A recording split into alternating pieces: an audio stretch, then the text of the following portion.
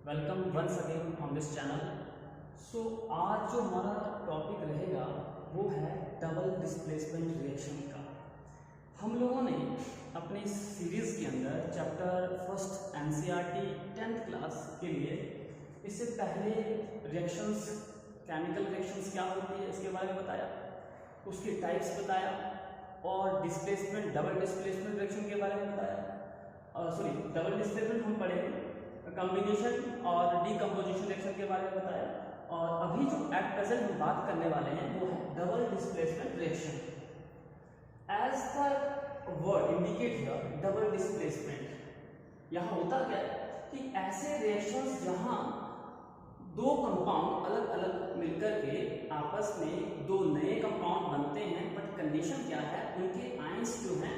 Exchange होते हैं। सो define करते हैं पहले इस टर्म को, those reaction in which two different compound react with each other by exchange their ion to form two new compound। ऐसे रिएक्शन जहां दो अलग अलग कंपाउंड रिएक्ट होने के बाद, आपस में मिलने के बाद, उनके आयंस का एक्सचेंज होने के बाद क्या बनेगा, कंपाउंड बनेंगे। भाई कंपाउंड नहीं बनेंगे तो प्रोडक्ट नहीं बनेगा, अगर प्रोडक्ट नहीं बनेगा तब तो रिएक्शन ही नहीं, उसको मानते हैं अपने, ये बात हमारी पहले हो गई। सो अभी करना क्या है, हमें दो कंपाउंड लेने हैं, दोनों कंपाउंड को किस फॉर्म के अंदर लेना है, सॉलिड, तो सॉलिड के साथ रिएक्ट नहीं होगा। तो सबसे फर्स्ट एंड फॉरमोस्ट कंडीशन क्या है डबल डिस्प्लेसमेंट रिएक्शन के लिए, जो भी आपने कंपाउंड लिया उन कंपाउंड को एक्वस फॉर्म के अंदर कन्वर्ट करना होता है। तो मैंने पहले एक्वस लिखा है, कॉपर सल्फेट सॉलिड फॉर्म के अंदर लैब के अंदर मिलेगा, और उसको भी आप एक्वस फॉर्म के अंदर, बीकर के अंदर अलग अलग क्या कर सकते हैं, सॉल्यूशन बना सकते हैं। आफ्टर देन दोनों को एक्सचेंज करें, मतलब कैसे एक्सचेंज होंगे, उनके एक दूसरे के अंदर जो बीकर के अंदर अगर आपने रिएक्शन केमिकली किया है, एक्सपेरिमेंट किया है, उनको मिक्स करें। तो देखिए, ऑब्जर्वेशन करें कि होता क्या है। बेरियम के पास क्या चार्ज रहता है, 2 पॉजिटिव चार्ज रहता है, क्लोरीन के पास नेगेटिव चार्ज रहता है। ऐसे कंपाउंड जो आयनिक रिएक्शंस के हिसाब से बने हुए, आयंस के अंदर, कॉवलेंट बॉन्ड की बात नहीं हो रही, आयंस के बारे में बात करेंगे। बेरियम क्लोराइड कॉपर सल्फेट के ऊपर क्या चार्ज होता है, Cu2 पॉजिटिव चार्ज और 2 नेगेटिव चार्ज। तो नेचुरली होने क्या वाला है, पॉजिटिव नेगेटिव को अट्रैक्ट करता है, बहुत सिंपल बात है। नेगेटिव क्या होगा, पॉजिटिव को अट्रैक्ट करेगा। नेचुरली बनेगा क्या, क्लोरीन, अगर बेरियम बनाना चाहते हैं, यहाँ स्पेस की कमी, otherwise barium sulphate copper chloride. Important another information,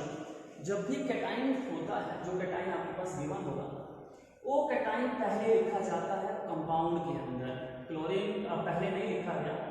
आपके पास कैटाइन जो है वो पहले ही लिखा जाता है, इंपॉर्टेंट बात। So let's start. बेरियम के पास क्या आएगा, सल्फेट, तो आप लिखेंगे क्या फार्मूला, बेरियम सल्फेट। और बनेगा क्या बेरियम सल्फेट के साथ, बेरियम सल्फेट किसके साथ, कॉपर के साथ क्लोरीन, कॉपर का क्लोराइड है, कॉपर Cu2 पॉजिटिव। तो ये आपके पास चार्ज रह जाएगा, इसके पास पॉजिटिव और 2 नेगेटिव। इतनी बात आपका काम हो जाएगा, डबल डिस्प्लेसमेंट का रिएक्शन बन जाएगा। Another example, silver nitrate aqueous form के अंदर सॉल्यूशन बनाना है, NaCl सॉल्यूशन बनाना है, सॉलिड फॉर्म के अंदर होता है। Naturally ionic ions, exchange of ions, silver के ऊपर पॉजिटिव चार्ज, नाइट्रेट के ऊपर नेगेटिव चार्ज, सोडियम के ऊपर पॉजिटिव चार्ज और क्लोरीन के ऊपर नेगेटिव चार्ज। तो इसका मतलब क्या करना है, आपको जो सिल्वर है वो इसके जो सेकंड कंपाउंड है उसके नेगेटिव पार्ट के साथ जोड़ना है। ये लिखा है ना इसके अंदर कि एक्सचेंज करना है, तो सिल्वर किसके साथ जोड़ना है, क्लोरीन के साथ जोड़ना है। तो सिल्वर का फार्मूला है, बहुत सारे बच्चे जनरली क्या लिखते हैं फ्लो के अंदर, AgCl2, गलत, आपको AgCl ही लिखना है। इसके ऊपर चार्ज क्या आ जाएगा, पॉजिटिव का, क्लोरीन का नेगेटिव, प्लस यहाँ जो आपके पास कैटाइन है और इस वाले का एनाइन पार्ट है, सोडियम क्या बनेगा, नाइट्रेट। तो आप क्या लिखने वाले हैं यहाँ पे, NaNO3, positive charge negative charge. हो गया एग्जांपल। और एग्जांपल हम देख सकते हैं, कॉपर सल्फेट है, हाइड्रोजन सल्फाइड है, गैसेस फॉर्म के अंदर है, कॉपर सल्फेट,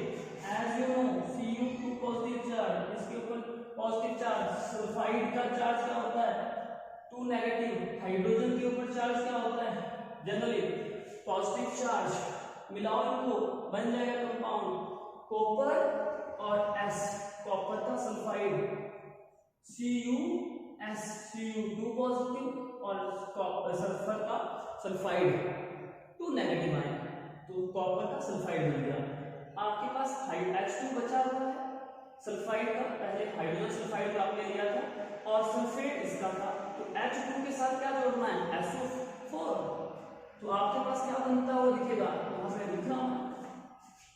पॉजिटिव H2SO4, बहुत कॉमन है H2SO4, sulphuric acid, copper sulphide और सल्फ्यूरिक एसिड रिएक्शन हो गया। दूसरा अनदर एग्जांपल, पोटेशियम क्या है आयोडाइड है, लेड क्या है नाइट्रेट है, लेड के ऊपर चार्ज क्या होता है टू नेगेटिव होता है, नाइट्रेट के ऊपर चार्ज बहुत बार मैं बता चुका हूं, नाइट्रेट के ऊपर चार्ज नेगेटिव होगा, तो पॉजिटिव लेड किसको अट्रैक्ट करेगा आयोडीन को, तो आपके पास फार्मूला क्या बन जाएगा लेड आयोडाइड Pb ये है और आयोडीन ये है, लेकिन दिक्कत क्या है इसके ऊपर फार्मूले के अंदर, ये इसके ऊपर पॉजिटिव चार्ज है नेगेटिव चार्ज है, 9th क्लास के अंदर इसकी वैलेंसी कैसे बनती है आपको बताया होगा, आपने पढ़ा होगा, तो यहाँ पे Pb2 बनेगा लेड आयोडाइड प्लस क्या होगा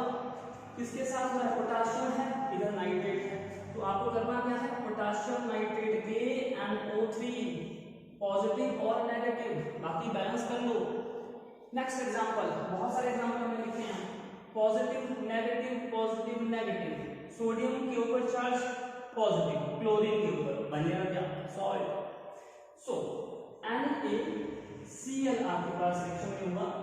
प्लस आपके पास H पॉजिटिव आयन है OH नेगेटिव आयन है, H positive OH negative ion क्या बनेगा वाटर का मॉलिक्यूल, सो वाटर लिखेंगे। लास्ट एग्जांपल हमने लिया है बेरियम क्लोराइड एक्वस सॉल्ट जो है पानी के अंदर डिसॉल्व किया है, सोडियम सल्फेट है सॉल्ट जो है पानी के अंदर डिसॉल्व किया है, सो नेचुरली हमारे पास फाइनल क्या बन रहा है ये चार्ज, सोडियम के ऊपर पॉजिटिव चार्ज और इसके ऊपर नेगेटिव चार्ज, तो बेरियम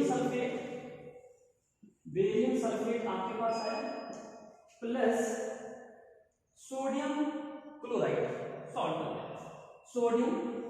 क्लोराइड आपके पास सॉल्ट बन गया, तो बहुत डिफिकल्ट तो मुझे तो नहीं लग रहा है बहुत डिफिकल्ट है, अगर आप ट्राई करेंगे, अगर आपको वैलेंसी का थोड़ी सी नॉलेज है अंडरस्टैंडिंग है, तो मुझे लगता है बहुत डिफिकल्ट ये पार्ट नहीं होना चाहिए। अभी जो है इनको चेक कर लेते हैं कि किस फॉर्म के अंदर जब आपके पास फाइनली एक्सपेरिमेंट होने के बाद ये किस फॉर्म के अंदर बेरियम सल्फेट आपको मिलता है, तो प्रेसिपिटेट की फॉर्म के अंदर मिलता है, बेरियम सल्फेट थोड़ा भारी होता है, तो बेरियम सल्फेट क्या हो जाएगा सॉलिड फॉर्म के अंदर नीचे गिर जाएगा, एक्वस फॉर्म के अंदर आपके पास कॉपर का क्लोराइड बच जाएगा, तो इसको बैलेंस करते हैं, चेक करते हैं कि बैलेंस है या नहीं है, आई थिंक बैलेंस है, Cl2 copper sulphate already balance है, सिल्वर नाइट्रेट लो aqueous NaCl AgCl NaNO3 balance है, सिल्वर क्लोराइड मेटल भारी है सॉलिड फॉर्म के अंदर प्रेसिपिटेट हुआ गिर गया और सेडिमेंटेशन होने के बाद नीचे गिर गया प्रेसिपिटेट होते हैं, सोडियम नाइट्रेट एक्वस फॉर्म के अंदर है बाद में सेपरेट किया जा सकता है, एक्वस गैस फॉर्म के अंदर है सॉलिड फॉर्म के अंदर है एक्वस फॉर्म के अंदर है ऑलरेडी, ये भी बैलेंस है इक्वेशन, सो प्रॉब्लम कहाँ आएगी लेड नाइट्रेट है आपके पास पोटेशियम आयोडाइड और ये लेड आयोडाइड और पोटेशियम नाइट्रेट के साथ, सो चेक करते हैं यहाँ पे आयोडीन कितना है 2 है, रिटर्न ट्रायल मेथड के थ्रू इसको बैलेंस किया जा सकता है, ABCD मेथड मैंने करवाया है मेरी वीडियो के अंदर आप चेक कर सकते हैं और डिस्क्रिप्शन बॉक्स के अंदर मैं उसका लिंक दे दूंगा,